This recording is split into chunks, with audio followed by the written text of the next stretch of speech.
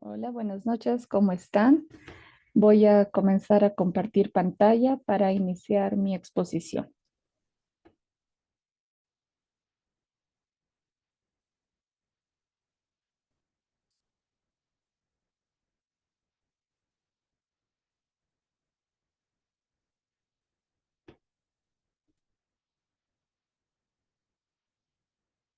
Muy bien. Bueno, ¿cómo están? Hola a todos. Ahora vamos a hablar de los cuidados paliativos en pediatría. Yo soy la doctora Gema Herrera, soy médico rehabilitador y soy máster en cuidados paliativos. Un poco el contenido que vamos a hablar, pues vamos a hacer una introducción, vamos a hablar de algunos datos generales, vamos a hablar de los pilares de los cuidados paliativos, del equipo interdisciplinario, de algunas peculiaridades cuando hablamos exclusivamente o ya dirigido a los cuidados paliativos pediátricos, la valoración y la historia clínica, la comunicación, el control de síntomas, la rehabilitación paliativa, las situaciones al final de vida y la sedación paliativa. Dentro de la introducción y datos generales, va a definirse los cuidados paliativos pediátricos como una prevención y alivio del sufrimiento de niños y adolescentes y sus familias,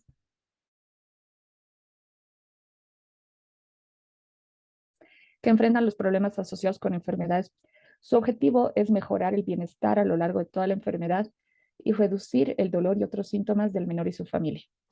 Es en este sentido que yo quiero especificarles también que yo me dedico a los cuidados paliativos hace mucho tiempo, pero más en adultos. Mi área de abordaje es mayor en adultos. Sin embargo, en el último tiempo, en el hospital en el que yo estoy trabajando, los pacientes pasan a la sala de cuidados paliativos a partir de los 15 años. Entonces, tengo también experiencia en ver pacientes que dentro de esta definición entran en cuidados paliativos pediátricos, pero más o menos de esas edades. Entonces ya no tan niños. He visto casos, pero no soy la que yo los lleve en el día a día, no es mi común en la práctica.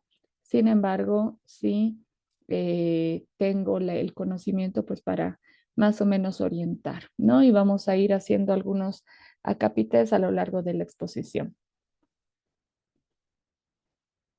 Dentro de algunos datos que nos brinda la OMS, tenemos algunos resúmenes que son cifras básicamente que nos van a poner un poco en contexto, ¿no? El estudio CURE de All Americas publica a través de la OMS estos datos. En América Latina y el Caribe se ha visto que dentro aproximadamente de 25.000 a 75.000 niños y adolescentes que tienen diagnóstico de alguna enfermedad oncológica requieren cuidados paliativos cada año. O sea, el número es bastante elevado.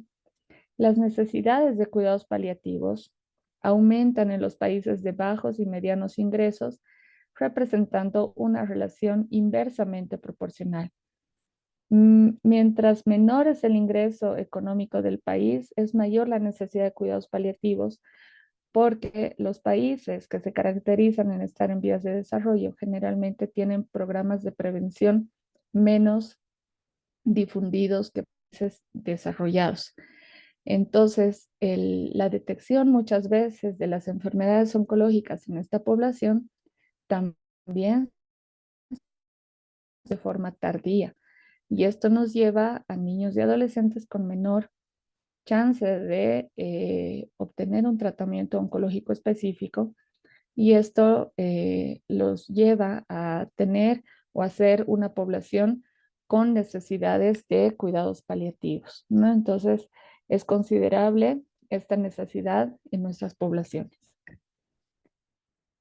Nuevamente, aquí hablan de la definición que dimos hace un momento, de la prevención y el alivio del sufrimiento de niños y adolescentes y sus familias, ¿no? Como habíamos dicho, y que vale siempre indicar y recalcar esto de que no solamente incluyen el sufrimiento físico, sino también psicológico, social y espiritual, de los pacientes y sus familias. La unidad de tratamiento en cuidados paliativos siempre incluye a la familia, a los cuidadores y no solamente al paciente. El objetivo es mejorar el bienestar a lo largo de toda la enfermedad, reducir síntomas en general y de estos a veces el más eh, prevalente o el que más se detecta y el que más da miedo también es el dolor. Los cuidados paliativos se pueden y deben brindar en cualquier etapa de la enfermedad, siendo más beneficioso desde el diagnóstico y mucho más cuando estamos hablando de pacientes en edad temprana, ¿no? Los niños y adolescentes. ¿Por qué?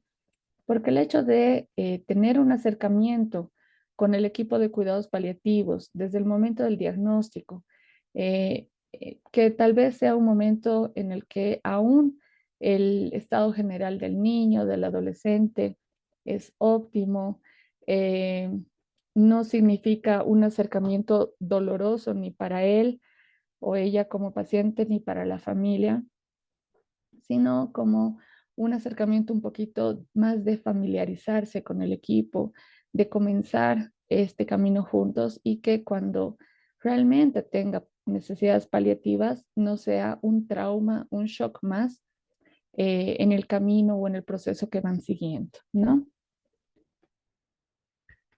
Los 10 mensajes que da la OMS en esta infografía en relación a los cuidados paliativos pediátricos es que mejoran la calidad de vida, consisten en una atención integral, multidisciplinaria en coordinación con los demás miembros del equipo médico.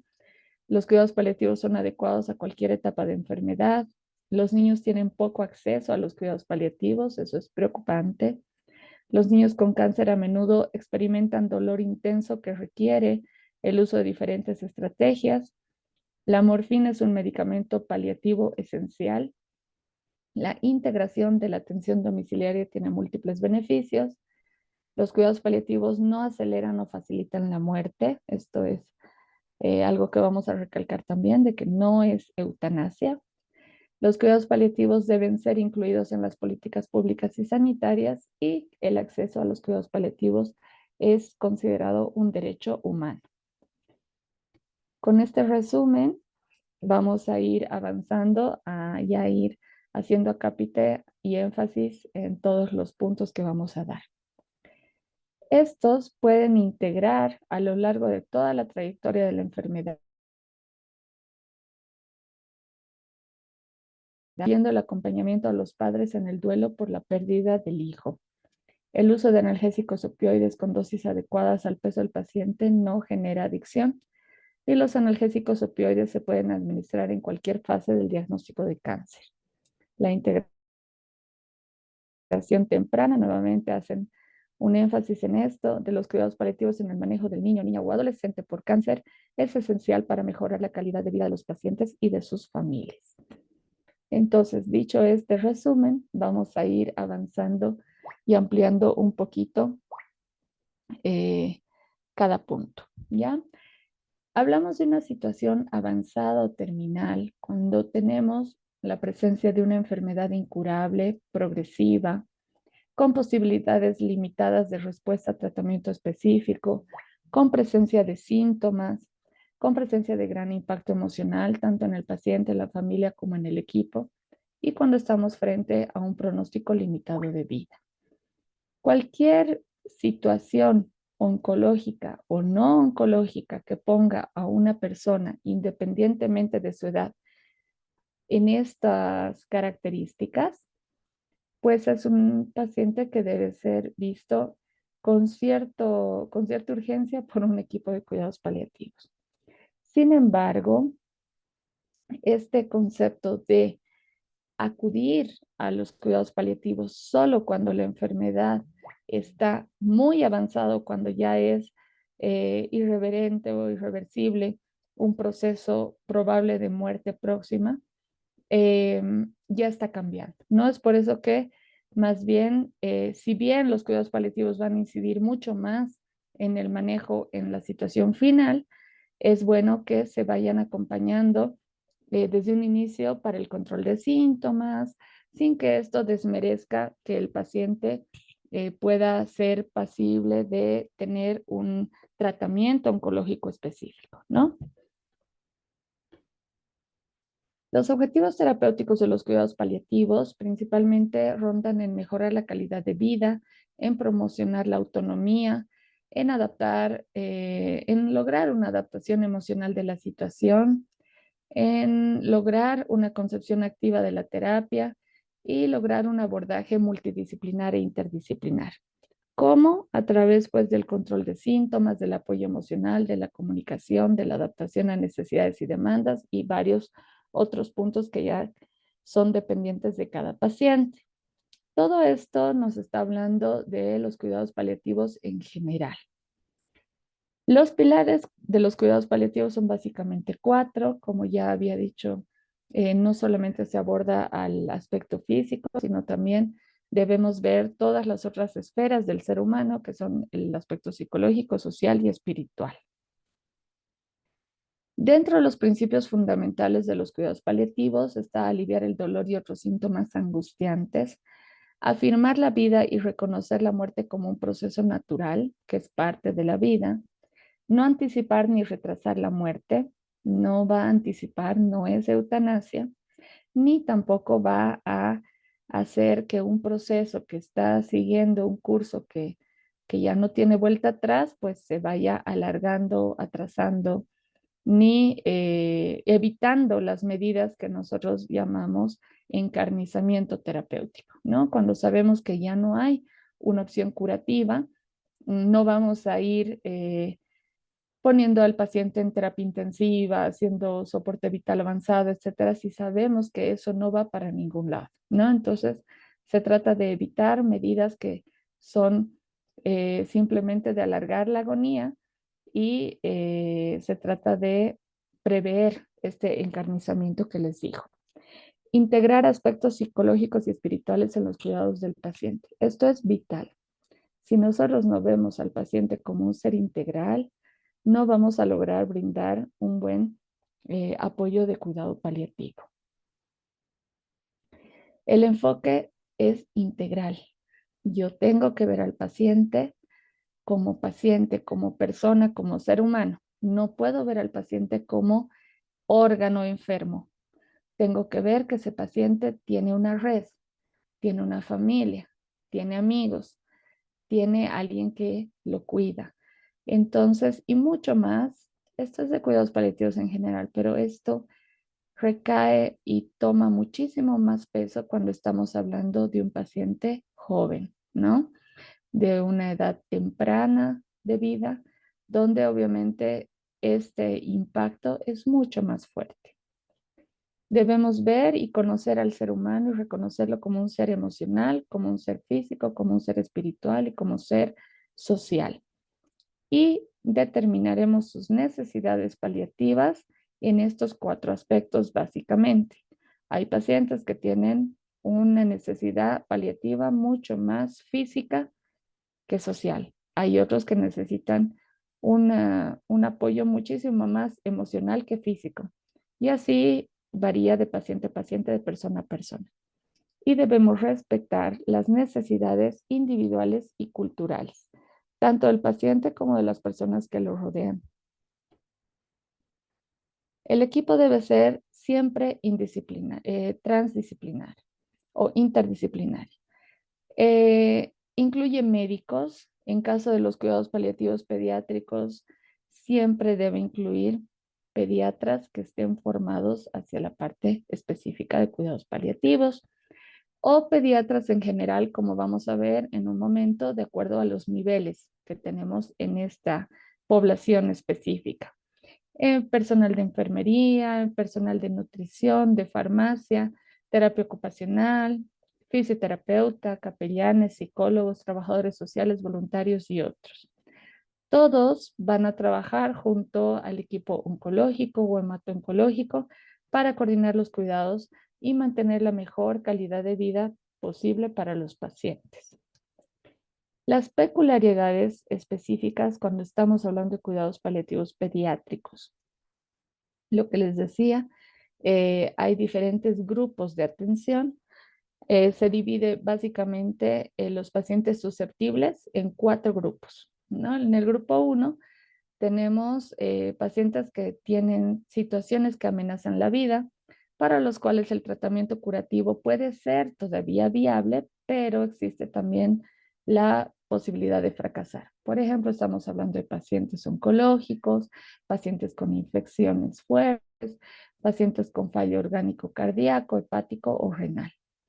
En el grupo 2 tenemos pacientes que requieren largos periodos de tratamiento intensivo dirigido a mantener la vida, pero donde todavía es posible, o sea, existe la posibilidad de una muerte prematura. Estamos hablando de pacientes no necesariamente oncológicos que tengan la condición de fibrosis quística, VIH-Sida, anomalías cardiovasculares, enfermedades de Duchenne, por ejemplo. En el grupo 3 tenemos enfermedades progresivas sin opciones curativas, donde el tratamiento es paliativo desde el diagnóstico. En estos casos pueden ser pacientes con trastornos neuromusculares o neurodegenerativos, trastornos metabólicos progresivos, anomalías cromosómicas, cáncer metastásico avanzado ya al momento del diagnóstico. Y en el grupo 4 tenemos pacientes con situaciones irreversibles, no progresivas, pero con grave discapacidad que conllevan una extrema vulnerabilidad de padecer complicaciones de salud. Por ejemplo, PCI grave, trastornos genéticos, malformaciones congénitas, recién nacidos de muy bajo peso o lesiones cerebrales o de la médula espinal. Entonces, como vemos en estos cuatro grupos, podemos necesitar cuidados paliativos en el paciente oncológico como en el paciente no oncológico. Ahorita estamos dirigiéndolo un poquito más hacia oncología. Dentro de las peculiaridades también que tenemos que tomar en cuenta y que comparando a profesionales como yo, que tienen mayor experiencia en ver adultos y adolescentes y cuando ya pasamos a ponernos en un escenario de cuidados paliativos pediátricos, eh, estos aspectos van a hacer un poquito de diferencia, ¿no? También dan un impacto emocional y todo también al mismo profesional o al mismo equipo de paliativos. ¿Por qué? Porque en cuestión de rango de edad, por ejemplo, vamos a tener desde neonatos hasta adolescentes. O sea, el rango de edad es bastante amplio y las características de cada grupo etario dentro de la parte pediátrica y adolescente varía muchísimo. El número de pacientes que llegan o que aceptan o que están en relación a cuidados paliativos comparado con adultos es un número más reducido, ¿no? De los pacientes pediátricos. Los fármacos son más limitados. Lastimosamente, principalmente para la parte de dolor, no tenemos muchas opciones específicas para niños, ¿no? Los factores de desarrollo también influyen mucho, el continuo desarrollo físico, cognitivo y emocional.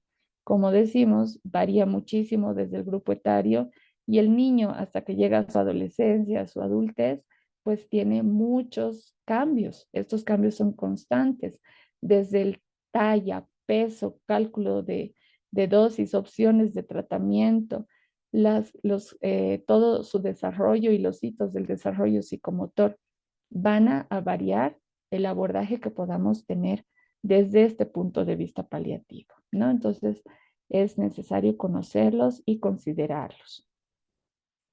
El papel de la familia es mucho más pesado en relación a un niño, a un adolescente que es dependiente de sus padres, dependiente de sus tutores, que no puede tomar decisiones legales, digamos, por sí solo. Y esto hace que el concepto de cuidados paliativos que atiende tanto al paciente como familia sea muchísimo más fuerte cuando estamos hablando de esta población. La implicación emocional es mucho más fuerte también que comparativamente al tratar a un adulto, ¿no? Porque esta situación, desde ya un diagnóstico desfavorable, puede resultar extremadamente difícil para no solamente para los papás, para los hermanos, para los abuelos, para todos los miembros de la familia y para los cuidadores también. Aquí incluso eh, influye mucho en sus compañeros de colegio, si estamos hablando de niños y escolares, en los profesores, o sea, toda la población alrededor tiene una implicación emocional muy alta, ¿no? Y el aceptar esto en un paciente joven al inicio de su vida es mucho más complicado que cuando estamos hablando de un adulto mayor. La aflicción y el duelo hace que eh, en este aspecto, todo esto de la implicación emocional que decíamos, vemos que la afección del duelo pues es mayor y es más probable que el duelo sea grave, que pueda ser un duelo patológico, prolongado, a menudo muy complicado. En cuestiones éticas y legales, lastimosamente, como los padres y tutores son los que tienen el poder legal de tomar decisiones, a menudo no se respetan los derechos legales del niño, sus deseos, no se toma en cuenta su voluntad, ¿no? Entonces, esto también es algo que es difícil de lidiar. Dentro de los criterios y los niveles de atención, hay criterios de atención integral para el paciente pediátrico con la unidad de atención, que es el niño y su familia. El equipo interdisciplinario con especialización específica. La valoración inicial y posteriormente continuada. Se deben prever visitas a domicilio, al entorno educativo del niño o los centros sociales en los que frecuenta. El equipo de cuidados paliativos deberá tener un contacto lo más precoz posible, como ya lo habíamos mencionado. La atención en proceso de duelo debe ser integral, incluyendo a los compañeros de juego y al entorno escolar. No solo, y válgase, obviamente ya está ahí sobredicho que obviamente la familia, ¿no? Y la atención siempre debe ser compartida con todo el equipo, con todos los que necesiten formar parte de esto.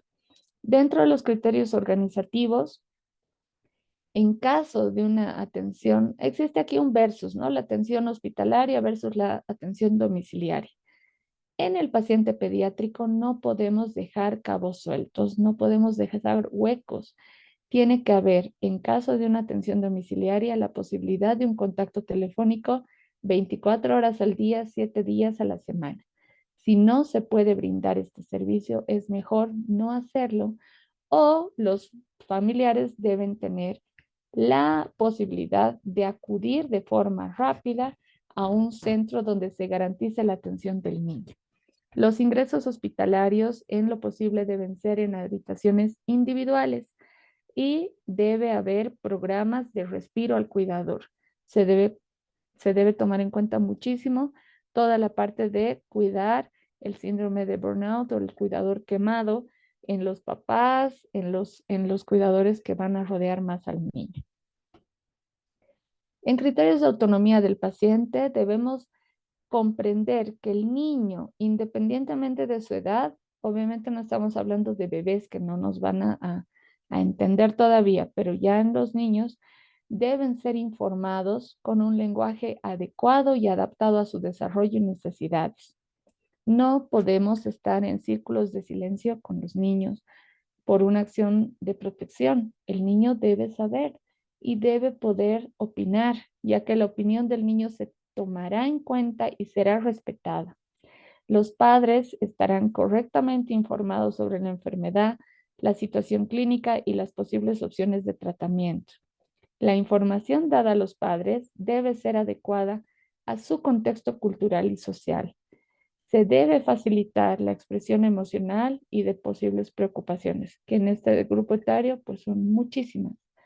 Y se registrará todo este proceso en un expediente clínico, ¿no? Dentro de los niveles de atención, son tres los que vamos a considerar y se nombra dentro de un equipo a un profesional responsable. Cuando estamos en un nivel uno, donde se busca un enfoque paliativo, pues cualquier pediatra puede llevarlo a cabo, ¿no? Y se debe lograr o buscar las competencias en relación a ofrecer una atención integral, aceptar la irreversibilidad del proceso del paciente y la posibilidad de su muerte como acontecimiento vital sin privarle lo que necesita para estar bien, ¿no? En, en un nivel 2, los cuidados paliativos generales pueden ser pediatras eh, con un posgrado en paliativos, neonatólogos, neuropediatras, oncólogos infantiles, etcétera. Eh, las competencias o lo que se busca es el control de síntomas, la implicación en la toma de decisiones y la atención al final de vida. En estos dos niveles, el papel del equipo de cuidados paliativos pediátricos va dirigido a asesorar al pediatra en el enfoque terapéutico, la facilitación de toma de decisiones difíciles. El paciente permanece a cargo del pediatra general o del pediatra de especialidad, pero con un apoyo por atrás de cuidados paliativos. En el nivel 3 ya son cuidados paliativos específicos. Ahí el profesional responsable deberá ser pediatra con dedicación exclusiva a cuidados paliativos. Dentro de las competencias, pues el control de síntomas difíciles, la colaboración en la toma de decisiones, la atención al final de la vida y durante el duelo. Y en este caso, el equipo específico de cuidados paliativos, eh, pues se hace cargo del paciente, ¿no? El paciente pasa a cargo de la unidad de cuidados paliativos pediátricos, se mantienen las intervenciones del pediatra general y de los pediatras especialistas en los puntos que sean necesarios para el niño, de acuerdo a la enfermedad de base que tenga. En la valoración y en la historia clínica tenemos que tomar en cuenta que la evaluación es multidimensional, se debe evaluar y esto no significa que simplemente sea cuantificar un síntoma, ¿no? Debemos tener una evaluación multidimensional porque esta es la esencia e el inicio del proceso de una atención integral, que es vital cuando hablamos de estos grupos etarios. Pues no varía mucho de una evaluación médica normal. Sin embargo, sí tenemos que tomar detalles que tal vez no los tomamos con mucho énfasis en una consulta normal.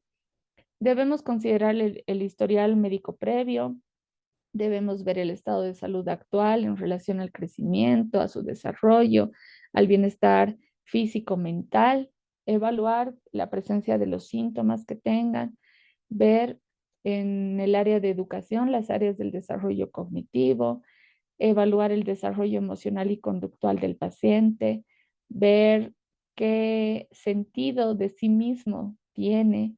Esto es evaluar su identidad, ¿no? El sentido de identidad, evaluar las relaciones familiares y sociales, ver qué tanta empatía sentimos de su entorno hacia él, evaluar la presentación social en relación a higiene, a la cultura, posible religión, también evaluar una historia familiar y el funcionamiento de esta familia, ya que va a ser nuestra red principal.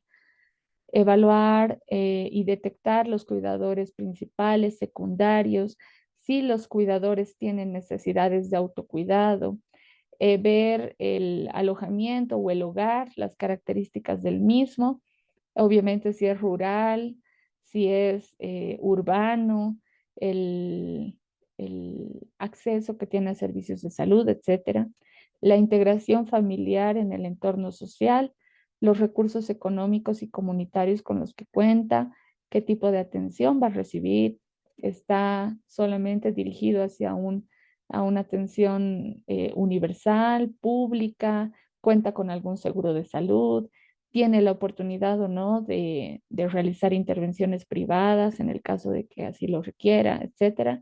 La espiritualidad, identificar las necesidades del paciente en lo que el paciente, si es que es un paciente que tiene la capacidad para referirnos cosas, que considera él importante, ¿no? En todos los niveles mencionados. No debemos excluir al niño o al adolescente de este tipo de información. Valga decir que debe haber un examen físico completo, ¿no? En todos los sentidos. Debe ser muy completo. Dentro del plan de acción, de acuerdo a todo lo que hemos evaluado tanto en la anamnesis, en la historia clínica, los antecedentes familiares, sociales, espirituales y la parte del examen físico, vamos a establecer 6 puntos básicamente. El primero es establecer tratamientos, qué tratamientos farmacológicos y no farmacológicos va a tener el niño, tomando en cuenta metas basadas en el alivio del sufrimiento, tanto del niño como de su familiar. Y se dará una copia a la familia de todo el plan que nosotros estamos planteando. Intentar realizar regímenes de tratamiento sencillos, de fácil administración para el niño, consensuados, tanto con el niño como su familia. Evitar la vía intravenosa siempre que sea posible, porque estamos viendo que sea un niño no todo el tiempo hospitalizado, que no tenga la necesidad de tener una enfermera controlándolo ahí al lado, sino que el uso de una vía subcutánea que le permite mayor movimiento, no se va a infiltrar, no le va a frenar tanto, puede ser una vía usada por un personal que no necesariamente sea de salud. Se puede usar esta vía y capacitar a los familiares para usarla. Es una vía muy apropiada y aceptable para los niños. Establecer fechas de revisión del plan de tratamiento que sean frecuentes, porque los síntomas, la situación es muy cambiante, no solamente en relación a la enfermedad como tal, sino que habíamos dicho que estamos hablando de un grupo de pacientes que tienen constantes cambios en su desarrollo, en el crecimiento, en la parte cognitiva, etcétera. Abordar los problemas psicológicos y espirituales que los detectemos, no debemos dejarlos de lado. Y abordar también los problemas socioeconómicos con bastante apoyo e intervención de trabajo social o de redes que se vayan formando, ¿no? Dentro del control de síntomas, no vamos a irnos a dar dosis ni mucho manejo porque esa es otra clase aparte, pero sí los síntomas deben ser abordados desde estos 4 capítulos, considerando que son de carácter multidimensional. Un síntoma puede tener implicaciones frecuentemente físicas, pero también puede tener implicaciones emocionales, sociales, espirituales, etcétera. Debemos comprender que son situaciones evolutivas y que son cambiantes. Y en esta población son mucho más cambiantes que incluso en la población adulta. Entonces no podemos quedarnos con esquemas eternos, sin variaciones, sin reacomodo de dosis, etcétera. Tenemos que tener en cuenta que son causas multifactoriales las que van a generarnos 1, 2, 3, 8 síntomas o todos los que el paciente conlleve. Y que hay síndromes que son un poquito más frecuentes y que generalmente uno se sobrepone a otro. Son múltiples. Es raro tener pacientes con un solo síndrome o un solo síntoma. Los más comunes que debemos saber tratar, pues el dolor es el primero, los síntomas constitucionales de la astenia, la anorexia, la pérdida de peso, que muchas veces no molestan tanto al paciente como a la familia. Si un familiar ve que su niño no come, que está mucho más flaquito, que tiene debilidad secundaria a esto, va a preocuparle muchísimo más muchas veces que el mismo dolor, porque realmente es desesperante para ellos como familia o como cuidadores ver que el paciente poco a poco se va perdiendo, físicamente se va deteriorando y la pérdida de peso es uno de los que más pega psicológicamente a la familia. Los síntomas respiratorios que se presentarán de acuerdo obviamente al diagnóstico será disnea, tos, hipo, secreciones bronquiales, que son los más molestos y que debemos saber tratar. Dentro de los síntomas digestivos, los vómitos, el estreñimiento, el reflujo gastroesofágico. Los síntomas neurológicos más comunes, pues a veces crisis comiciales, principalmente en enfermedades metastásicas cerebrales, agitación psicomotriz, espasticidad, insomnio, que son situaciones que pueden generar bastante molestia, no solamente en el paciente, sino también en su entorno. Dermatológicas, el prurito es uno de los más comunes, las úlceras por presión, cuando el paciente está muy emaciado y no se mueve, entonces debemos ir controlando y previniendo todo esto. Dentro de los principios para el control adecuado de los síntomas está evaluar bien antes de tratar. No podemos dar medicamentos a ciegas a todos lo mismo, sin considerar, por decir, el tipo de dolor, si es un dolor solamente nociceptivo, si es un dolor neuropático, si es un dolor nociplástico, no sé, o es mixto. Entonces, de acuerdo a eso, siempre se debe hacer una evaluación de cada uno de los síntomas, del origen de los mismos, para que así el tratamiento sea el más adecuado. Definir claramente los objetivos terapéuticos. Muchos pacientes mejoran con el control de síntomas y esto genera falsas expectativas, en este caso más que en el paciente, en los padres y en su entorno. Entonces, sin ser crueles ni desgarradores en las entrevistas iniciales, sí debemos ser claros, intentando no guardar falsas esperanzas que después, cuando no se cumplen, llenan de tristeza y frustración a los pacientes y a los familiares. Elaborar un plan terapéutico global donde incluya todo el equipo, como habíamos mencionado, informar apropiadamente al paciente dentro de su idioma, dentro de su capacidad de comprensión y a la familia ofreciendo siempre un apoyo psicológico y emocional. Debemos ir monitorizando, revisando la accesibilidad, la disponibilidad, tanto de las terapias que les vamos proponiendo, quién le da, cómo consigue, hay, no hay, etcétera, y monitorizando la respuesta, efectos adversos, trabajar siempre en equipo y cooperar con otros equipos. A veces nosotros, por decir, en el hospital donde yo trabajo, que tenemos equipos domiciliarios, muchas veces por el gran, la gran demanda de pacientes, las distancias de los lugares donde debemos ir, muchas veces el apoyo no puede ser constante, principalmente a lugares lejanos, ¿no? Y habíamos dicho que en los niños el apoyo debe ser mucho más constante y la posibilidad de obtener un apoyo del equipo paliativo debe ser 24/7, ¿no? Y hay algunos centros pues que no tienen las características ni de infraestructura ni de personal para cumplir esto. Entonces, a veces la comunicación entre equipos de cuidados paliativos, no sé, ustedes trabajan más por tal área, yo trabajo más por tal área, ¿qué tal? Si yo te apoyo con tus pacientes de acá y tú apoyas a mis pacientes de allá en caso necesario. Entonces, la coordinación, esa hermandad que muchas veces se va dando entre los equipos de cuidados paliativos es muy importante y mucho más cuando tenemos pacientes jóvenes.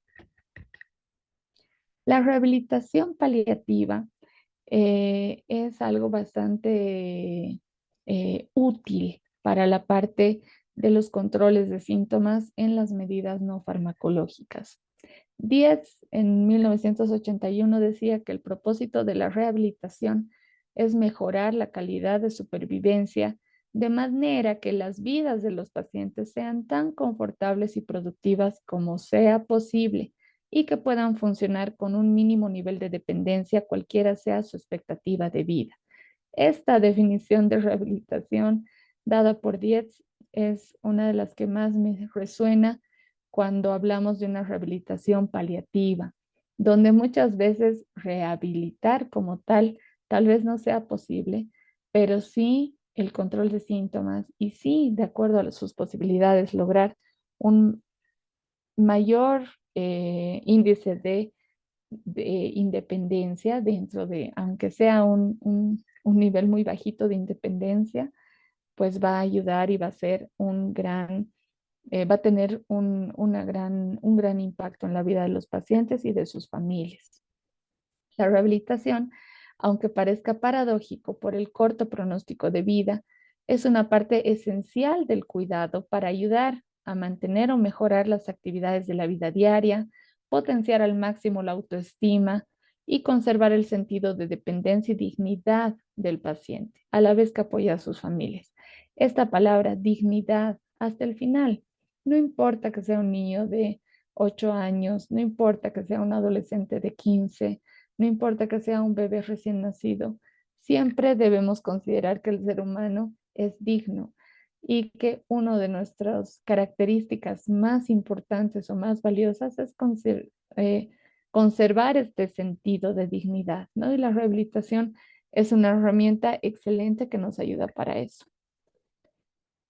Y a la rehabilitación paliativa intenta limitar el impacto de la enfermedad avanzada con un tratamiento realista, basado más en satisfacer las necesidades del paciente y reducir la intensidad de sus síntomas.